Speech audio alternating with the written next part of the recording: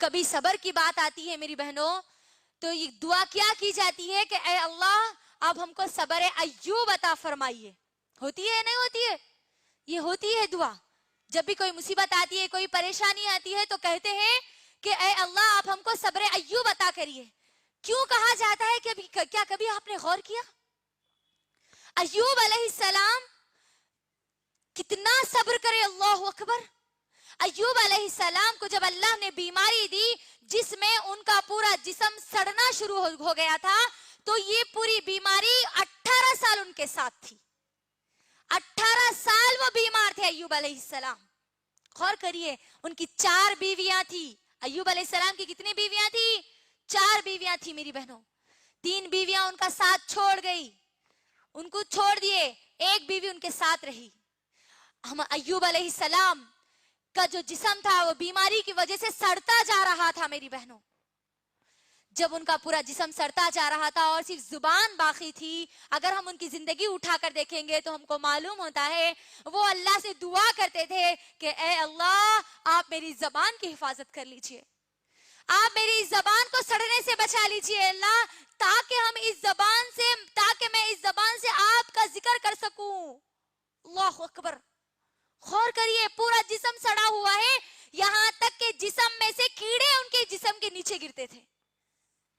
جب ان کے جسم سے کیڑے گرتے تھے میری بہنوں تو ان کیڑوں کو اٹھا کر دوبارہ اپنے جسم پر ڈالتے اور کہتے کہ اللہ نے میرے جسم کو تیری غذا بنائی ہے اور تو کھا.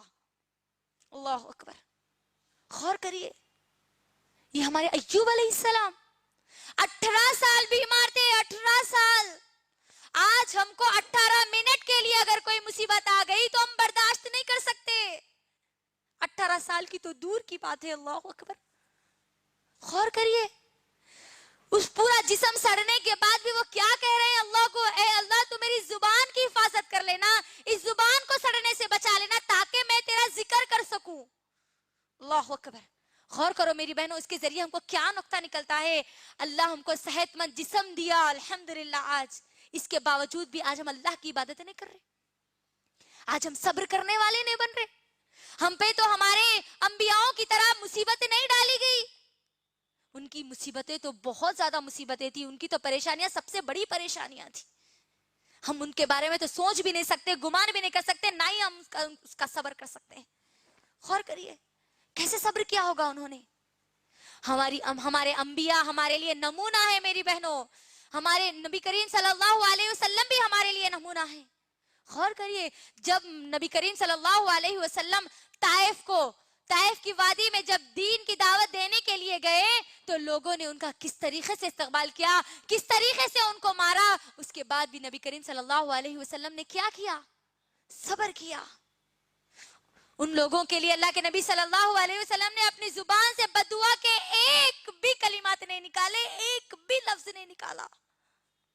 اور آج ہم پر کوئی مصیبت آتی ہے, ہم کو کوئی اگر گالی دیتا ہے, ہم کو کوئی اگر پتھر مارتا ہے تو رائی کے دانے کے برابر بھی آج ہمارے پاس صبر موجود نہیں ہے. ہماری زبان سے بے ساختہ کئی الفاظ نکل جاتے ہیں بددعائیں کے. غور کریے نبی کریم صلی اللہ علیہ وسلم نے اس وقت صبر کیا یا نہیں کیا؟ آج ہمارے پاس وہ نمونہ موجود ہے میری بہنوں الحمدللہ. تو ہمارے لیے ضروری اور لازمی ہے کہ اگر ہم پر کوئی مصیبت آئے, کوئی پریشانی آئے, اس وقت ہم صبر کریں, کیونکہ اللہ صبر کرنے والوں کے ساتھ ہے. اور صبر کرنے والے مرد اور صبر کرنے والی عورتیں کون ہیں؟ جنتی عورتیں. اللہ اکبر. دیکھ لیجئے ہماری آسیہ علیہ السلام کی پوری زندگی اٹھا کے آپ دیکھ لیجئے, آسیہ علیہ السلام نے کس طریقے سے صبر کیا. کبھی انہوں نے یہ نہیں کہا کہ اے اللہ تو مجھے ہی دینا تھا یہ ظالم شوہر. کیا کہا انہوں نے؟ صبر کیا. آج ہم پہ تو وہ مصیبتیں تو نہیں ہیں میری بہنوں, ہے نا. آج ہم پہ وہ مصیبتیں تو نہیں ہیں کہ شوہر ہمارے سر پہ کھڑا تلوار لے کے ہم کو کوئی حکم دے اور ہم وہ نہ کریں, ہے نا. ہم پہ آج وہ مصیبتیں تو نہیں ہیں. تو ہمارے لیے ضروری اور لازمی ہے کہ اگر ہم پہ چھوٹی چھوٹی جو مصیبتیں ہیں, بیماری کی شکل میں, پریشانی کی شکل میں, مصیبت کی شکل میں اگر وہ آتی ہے تو اس پر ہم صبر کریں. صبر کرنا ہمارے لیے ضروری اور لازمی ہے. اس صبر کے بدلے ہم کو جنت مل سکتی ہے انشاءاللہ. تو یہ صبر کرنے والی عورتیں جنتی